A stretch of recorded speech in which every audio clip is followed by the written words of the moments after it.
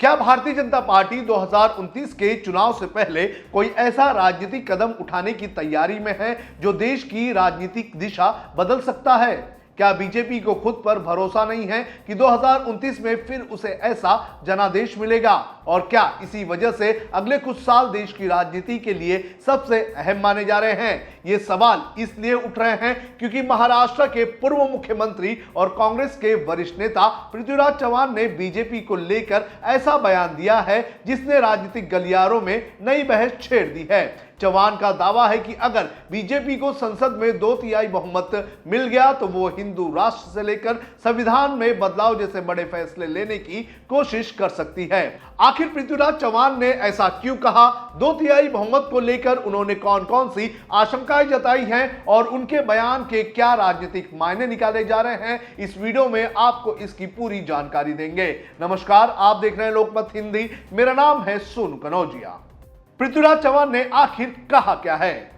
दरअसल महाराष्ट्र के पूर्व मुख्यमंत्री पृथ्वीराज चव्हाण ने बीजेपी के संभावित 2/3 बहुमत को लेकर गंभीर चिंताएं जताई हैं। उन्होंने कहा है कि अगर बीजेपी को संसद में 2/3 बहुमत मिल जाता है तो वो अपनी राजनीतिक और वैचारिक प्राथमिकताओं को तेजी से लागू करने की कोशिश कर सकती है। चव्हाण ने कहा है कि अगर 2/3 बहुमत मिला तो कुछ भी किया जा सकता है। बीजेपी को 2029 के चुनाव को लेकर भरोसा नहीं है, इसलिए जो भी करना है अभी करना है, चाहे हिंदू राष्ट्र बनाना हो, संविधान बदलना हो या संविधान तोड़ना। इसके लिए 2/3 बहुमत की बेहद ज्यादा जरूरत है। अगर उन्हें 2/3 बहुमत मिल गया तो यह देश के लिए बहुत ही घातक होगा। यानी पृथ्वीराज चव्हाण का कहना है कि आने वाले समय में 2/3 बहुमत भारतीय राजनीति का सबसे बड़ा मुद्दा बन सकता है। 2/3 बहुमत इतना अहम क्यों?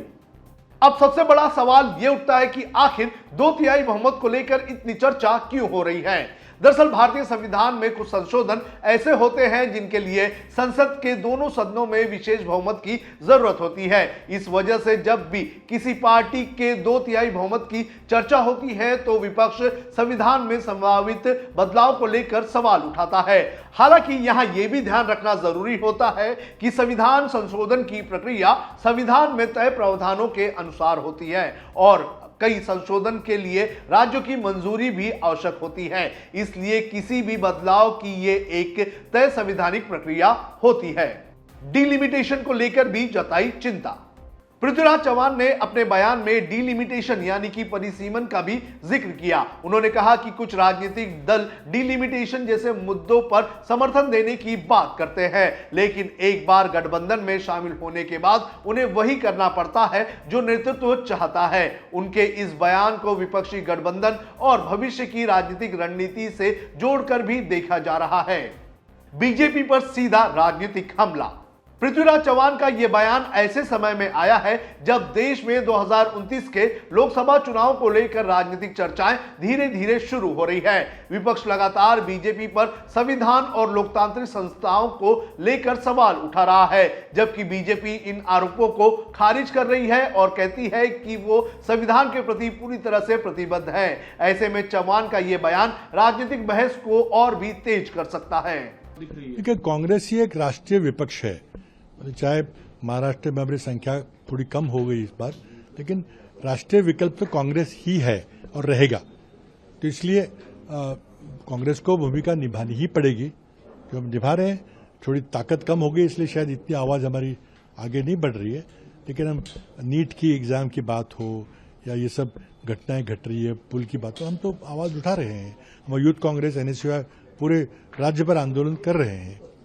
लेकिन आपको सर लगता नहीं है जब दोनों गुट, जिन दो गुटों का मैंने जिक्र किया, दोनों गुट जब कांग्रेस को मुख्य विपक्षी पार्टी मानती है तो दोनों लोगों को फिर क्या कांग्रेस में विलय नहीं कर जाना चाहिए? नहीं भाई, उनको विलय करना चाहिए नहीं करना चाहिए वो तय करेंगे ना, हम कौन होते हैं।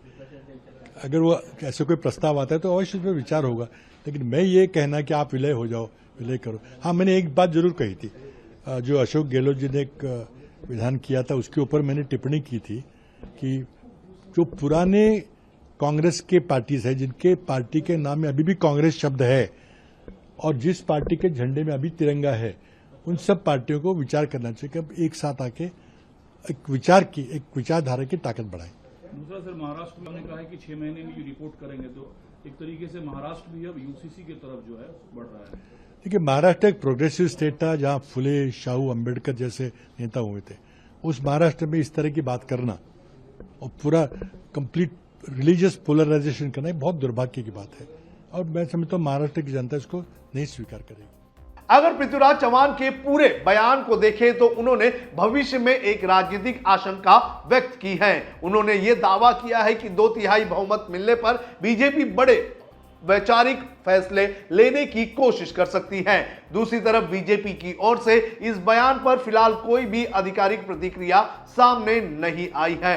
यानी फिलहाल ये एक राजनीतिक बयान है जिस पर सत्ता पक्ष और विपक्ष के बीच बहस तेज होने की आशंका तेज मानी जा रही है। अब सबसे बड़ा सवाल यही है कि क्या ये 2/3 बहुमत को लेकर विपक्ष की आशंकाएं सही साबित होगी या फिर ये सिर्फ 2029 की राजनीति की शुरुआती सियासी बयानबाजी है। आप अपनी राय हमें कमेंट करके जरूर बताएं।